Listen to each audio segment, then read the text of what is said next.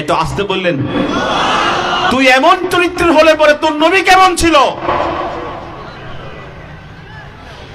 তখন সম্রাটের চোখ থেকে টপ টপ করে চোখের পানি পড়ছিল আর বলছিল তোর নবী পেরেছে তোদের মতো এত সুন্দর মানুষ তৈরি করতে।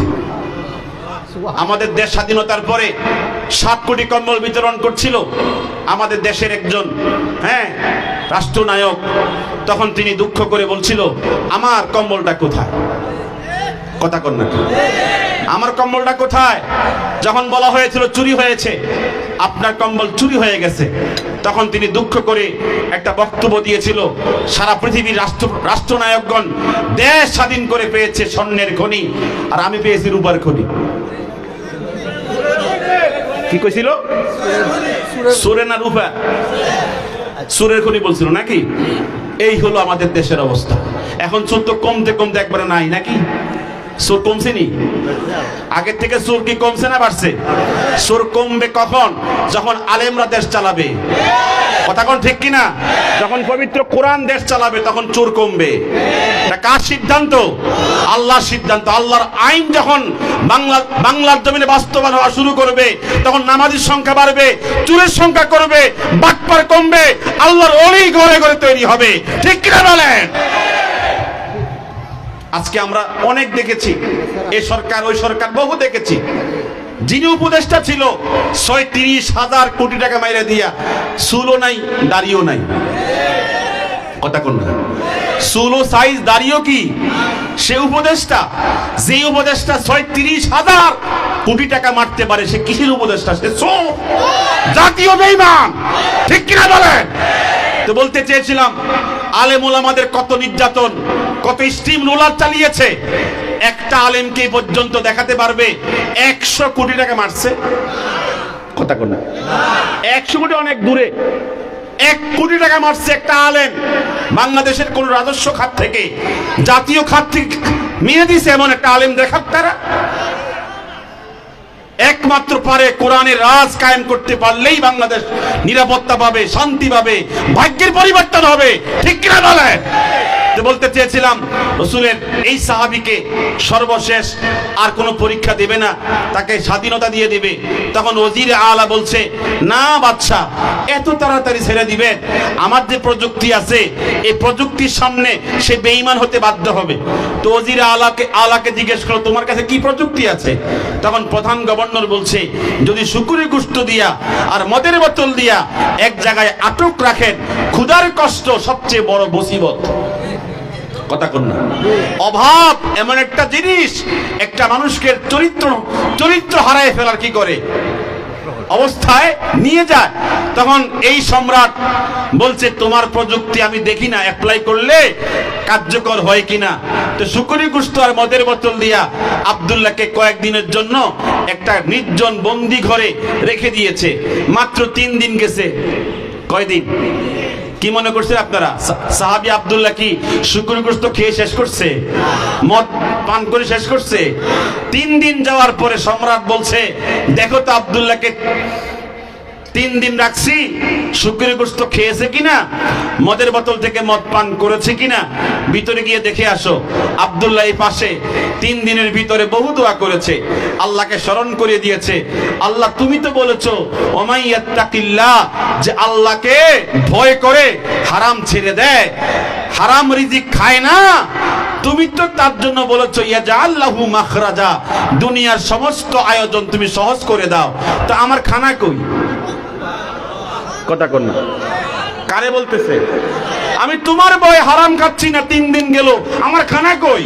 তুমি না বলেছো ওয়ায়ারযুকুহু মিন হাইসু লা ইয়াহতাসিব, এমন জায়গা থেকে রিজিক আসে সে কখনো ভাবতেও পারে না, কল্পনাও করতে পারে না। আমি তো বিশ্বাস করি জান্নাতের খাবার তোমার ক্ষমতা রাখো আমাকে দেওয়ার জন্য। খাবার জান্নাত থেকে চলে আসছে। আল্লাহ পারে কিনা? একটু কথা বলতে হবে, পারে কিনা? খাবার চলে আসে জান্নাত থেকে। সম্রাটের লোকজন ভিতরে গিয়ে দেখে আব্দুল্লাহ শুকরের গোশত খায় না, মদও পান করে না, এমন খাবার আসছে তার সামনে, মালা আইনুন রাআত ওয়ালা উযুনুন সামিআত, চোখেও দেখে নাই, কানেও জীবনে শুনে নাই। আব্দুল্লাহর এই কথাগুলো সম্রাটের কাছে গিয়ে বলছে, সম্রাট, দিলাম শুকরের গোশত আর মদের বোতল, শুকরের গোশত খায় না, মদও পান করে না, এগুলো কি খাচ্ছে? আমাদের দেশের গাছেও ধরে না, আমাদের দেশের বাজারেও পাওয়া যায় না। তখন সম্রাট বলছে, তাকে ডেকে নিয়ে আসো। কি করে আসো? ডেকে নিয়ে আসো। আব্দুল্লাহকে ডেকে আনা হলো। সম্রাট তখন বলল, মান আতআমাকা ওয়া সাকাকা, তোমারে ওইখানে 3 দিন কে খাওয়ায় রাখছে, কে পান করে রাখছে? আব্দুল্লাহ তখন জবাব দেয়, আতআমানি আল্লাহ ওয়া সাকানি, আমার মালিক, আমার রব আমাকে খাওয়ায় রাখছে। ওই আল্লাহ এখনো আছে না নাই? একটু হাত তুলে বলেন, আল্লাহ পারে কি পারে না? হালাল খাবেন, সন্তানদেরকে হালাল খাওয়াবেন। নবীজি বলেছেন, ইমাম আহমদ ইবনে হাম্বল 10,50,000 হাদিসের হাফেজ, তিনি মুসনাদু আহমদের 14,441 নম্বর হাদিসে লিখেছেন, নবীজি বলেছেন, লা ইয়াদখুলুল জান্নাতা লাহমুন, ওই দেহ, ওই শরীর জান্নাতে প্রবেশ করবে না, নাবাতা বিন সুহতিন, যে শরীর বেড়ে উঠেছে হারাম খেয়ে খেয়ে, আন-নারু আউলা বিহি, ওই দেহের জন্য উপযুক্ত জায়গা হচ্ছে জাহান্নাম। জোরে কর নাউযুবিল্লাহ। এই জন্য আমাদের এই হাদিসটা অনুযায়ী আমাদের প্রত্যেকটা ফ্যামিলি সদস্যকে যেন আমরা হালাল উপার্জন করে খাওয়াই, নিজেও হালাল খাই, অন্যকে হালাল খাওয়াই। আল্লাহ পাক সকলকে তৌফিক দান করেন। সাহাবীকে ডেকে আনার পর যখন এই বক্তব্য দেওয়া হলো যে তোমাকে কে খাওয়াইছে, আব্দুল্লাহ তখন বলতেছে, আতআমানি আল্লাহ, আমাকে কে খাওয়াইছে? আমার রব আমাকে খাওয়াইছে। সম্রাট তখন বুঝতে পেরেছে এই আব্দুল্লাহর সাথে আল্লাহর ডাইরেক্ট কানেকশন। সুতরাং আমার মন্ত্রী পরিষদ সবাই বের হও, তার সাথে আমার জরুরি কিছু গোপন কথা আছে। কি কথা আছে? সবাইকে বের করে দিয়ে বলছে, আব্দুল্লাহ, তোমাকে আমি এখন মদিনায় পাঠায় দিব, স্বাধীনতা দিয়ে দেব, মুক্তি দিয়ে দিব। তুমি মদিনায় চলে যাওয়ার পরে হয়তো তোমার সাথে আর জীবনে আমার সাক্ষাৎ নাও হতে পারে। আমি খ্রিস্টান সম্রাট, তুমি হলো মুসলমানদের একজন সেনা প্রধান, তুমি চলে গেলে আর সাক্ষাৎ নাও হতে পারে। তুমি যাওয়ার আগে আমার কপালে একটা সুমা দিয়ে যাও, যেন আমার জীবনটা তোমার সুমাতে বরকতপূর্ণ হয়। এতদিন মারার জন্য কত প্রচেষ্টা, আর এখন চুমা খাওয়ার জন্য কি আবেদন, নিবেদন, অনুরোধ। আব্দুল্লাহ তখন জবাব দিচ্ছে, ইন্নাকা নাজাসুন, ইন্নাকা নাজাসুন, তুমি তো নাপাক, তোমার কপালে আমার এই ঠোঁট লাগতে পারে না। আমার ঠোঁট পড়েছে লা ইলাহা ইল্লাল্লাহ, এই কালেমা পড়লে ঠোঁট কি হয়ে যায়? পাক হয়ে যায়, মানুষ পবিত্র হয়ে যায়, ঠিক কিনা? অতএব তোমার কপালে চুমা দেওয়ার কোনো সুযোগ আমার নাই। তখন সম্রাট লোভে কায়দা কৌশলে তাকে সুমা খাওয়ার জন্য, তার থেকে সুমা নেওয়ার জন্য আবার বলতেছে, তুমি আমাকে সুমা দিলে তোমার সঙ্গে 300 জন মুসলমান আমার জেলখানে আটক হয়েছে, ওদেরকে ছেড়ে দিব। ওদেরকে কি করবো? ছেড়ে দিব। তখন আব্দুল্লাহ মুস্কি এসে বলছে, তাহলে তো একটা কিছু করা যায়। এতক্ষণ মুসিবত ছিল আমার ব্যক্তি কেন্দ্রিক, এখন তো মুসিবতটা গেছে কাদের উপরে?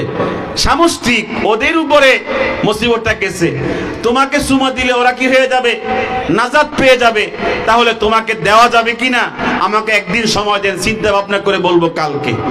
তো অনেক চিন্তা ভাবনা করে পরের দিন আসছে, আইসা বলতেছে ডাইরেক্ট দেওয়া যাবে না, ইনডাইরেক্ট দেওয়া যাবে। তো বাচ্চাকে ইনডাইরেক্টটা কেমনে? আমি তো আল্লাহর কাছে জবাব দিতে হবে, তোমার কপালে সুমা দিলে আল্লাহ আমাকে ধরবে, তুমি কেন দুনিয়ার স্বার্থে এই বেঈমানের কপালে সুমা দিছো। এই জন্য আমি আল্লাহর ডরে, আল্লাহর ভয়ে তোমার কপালে ডাইরেক্ট সুমা দেওয়ার সুযোগ পাচ্ছি না, তবে তোমার কপালে একটু থুতু দেব। কি দিব? থুতু দেওয়ার সময় আমার নিয়ত থাকবে, আল্লাহ আমি কিন্তু 300 জন মুসলমানকে বাঁচানোর জন্য সিস্টেম করে তার কপালে সুমা না দিয়া আগে থুতু দিতেছি, যেন তুমি ধরলে আমি তোমাকে জবাব দেই আমি থুতু দিছি, তাকে সুমা দিছি না। আর শোনো হে কাফের, হে খ্রিস্টান বাদশা, তোমার কপালে যখন থুতু দেব না, তোমার কপালে আমার ঠোঁটটা স্পর্শ করাইয়া দিব, লাগাইয়া দিব, তখন তুমি মনে করবে আমি তোমাকে কি দিছি? সুমা দিছি। তাহলে আমারটাও সারে, তোমারটাও সারে। তো বাচ্চা কো ঠিক আছে দিবা, যে পাবলিক যেন না বোঝে, পাবলিক যেন না বোঝে। পরের দিন সুন্দর করে জুমার আয়োজন হয়েছে। আব্দুল্লাহ আইছে, এমন লইয়া আইছে, মুখ বইরা রাখছে, মুখ কি বইরা রাখছে, আর বাচ্চাকে দিয়ে যাও এমন দেওয়া দিয়েছে, ডাইলে দিয়েছে পুরোটা। তো ভাইয়া ভাইয়া পড়তেছে, ওজির আলা হে বলতেছে, এ আব্দুল্লাহ তুই দিলি কি, এ তুই দিলি কি? বাচ্চাকে খেপবো না, যদ্দুর দিছে এটি সব আমার দরকার নাই, তোরা কিছু গায়ে মাখ। এগুলো তাবার রোগ, কথা কবি, এগুলো কি তাবার রোগ। তোরা কত বড় বড় চোর, বাটপার, সিটি, এরকম 10টা ছেলে আমার গভর্নর থাকলে দেশ স্বর্ণ হয়ে যেত। কথা কন না, দেশ কি হইতো? স্বর্ণ হয়ে যেত। তো বলতে চেয়েছিলাম অনেক লম্বা কথা। 300 সাহাবী নিয়ে যখন মদিনায় চলে গেছে, ওমর তখন বলছে, আব্দুল্লাহ 300 মুসলমান তুমি সহকারে এত সহি সালামতে, আমি তো ভাবছিলাম ওই সম্রাট হেরাক্লিয়াস তোমাদেরকে কচু কাটা করবে, তুমি কেমনে এত সহজে আসছো? আব্দুল্লাহ তখন বলছে, এত সহজে তো আসি নাই, কত মুসিবত আমার উপরে গেছে। কথা কন না। তখন আব্দুল্লাহকে লক্ষ্য করে বলছে, ওয়াজি জুবহাতাকা উকাব্বিলুকা আশরা মাররাত, আব্দুল্লাহ তুই তোর কপাল আমার সামনে ধর, আমি তোকে 10টা চুমা দেই। ওমর বলতেছে, কে বলতেছে? খলিফাতুল মুসলিমিন বলতেছে, তোমাকে আমি 10টা চুমা দেই, তোর কপাল আমাকে ধর। আব্দুল্লাহ তখন বলছে, আমনে খলিফা, আমি হলাম অধীনস্থ প্রজা, আমার উচিত আপনাকে চুমা দেওয়া, আপনি কেন চুমা দিতে চান? তখন ওমর বলেছে, আমার জীবনের কোন ইবাদত বন্দেগী আল্লাহ কবুল না করলেও তোকে মহব্বত করে 10টা চুমা দিলে এই মহব্বতের চুমাগুলো আমাকে নাজাত দিয়ে দিবে। আমি যে কথা বলতে চেয়েছিলাম, সাহাবায়ে কেরাম ছিল আশিদ্দাউ আলাল কুফার, কাফেরদের বিরুদ্ধে কি ছিল? খুব কঠোর ছিল। আর দ্বিতীয় কথা বলছিলাম রুহামা ও বাইনাহুম, এটা বলতে গেলে সময় চলে যাচ্ছে, সময় প্রায় শেষ। আল্লাহ তাআলা যেন আমাদের সকলকে বর্তমান প্রেক্ষাপটে যারা আজকে আমাদের দেশের অবস্থাকে, পরিবেশকে নষ্ট করার জন্য হক বিরুদ্ধে আপনার অস্ত্র ধরেছে, এমনকি অরাজকতা সৃষ্টি করার জন্য অন্যায় পথে হাঁটছে, আমরা দোয়া করি আল্লাহ পাক ওদেরকে হেদায়েত দান করেন। জোরে আমিন বলেন। আল্লাহ পাক হেদায়েত দান করেন, সহিহ বুঝ দান করেন। যদি সহিহ বুঝ না থাকে, আল্লাহ পাক তার কুদরতি ক্ষমতায় ওদেরকে সহিহ পথে আনার পরিবেশ করে দেন। জোরে কোন আমিন। আমি দোয়া এখানে শেষ করছি।